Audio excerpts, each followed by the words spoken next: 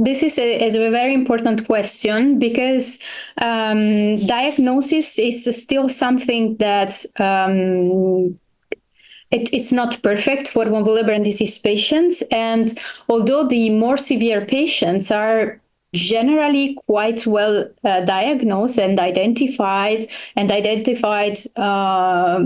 quite early in their life, so they can benefit from treatment, especially for the large part of von Willebrand disease patients that have less severe symptoms or are asymptomatic for a large part of their life, and they only have a bleeding problem when they necessitate a surgery or some traumatic experience. For these patients, there is always, and in many cases, a delay in the diagnosis. So it is very important to have that in mind and to keep working on that. There is a lot of discussion, let's say like this, around the necessity or the best use of genetic approaches, so sequencing, for diagnosis of von Willebrand disease, subtypes and classification, etc. But it's not an easy answer, let's say like this, because even sequencing is doesn't always give the correct answer, because there are especially those patients that are not very severe, and especially the patients with von Willebrand disease type 1 that are not very severe. Those are the ones that sometimes don't have genetic variants in the von Willebrand factor gene. So even sequencing will not be very helpful in that in a group of patients. So we need to improve this part.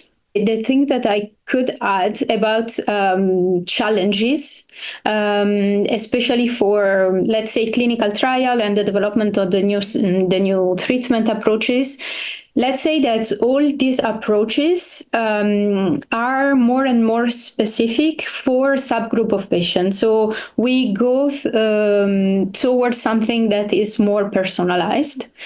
And with that, it comes, of course, the idea that von Willebrand disease is it's still a rare disorder, and the more we go through personalized approaches, the less patients we will have to build clinical trials and appropriate clinical trials. So that is something that we have to keep in mind.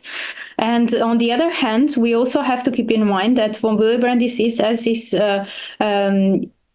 is a very heterogeneous disorder. The bleeding symptoms can be different, and there are all these peculiarities about von Willebrand disease.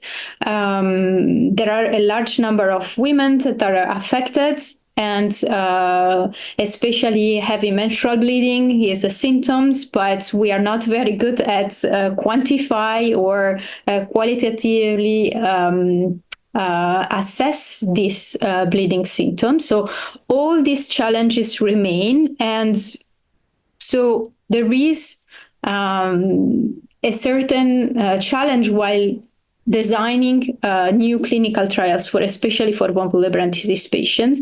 So we have to keep these ideas in mind and start maybe to think on ways to ameliorate each one of these aspects. So including like how many patients we can enroll, and also all the assessment tools, the bleeding scores. Are they really adapted for the von Willebrand disease patients? Are we taking care and really covering the aspects specific for von Willebrand disease patients? And also including, of course, quality of life data in the clinical trial. So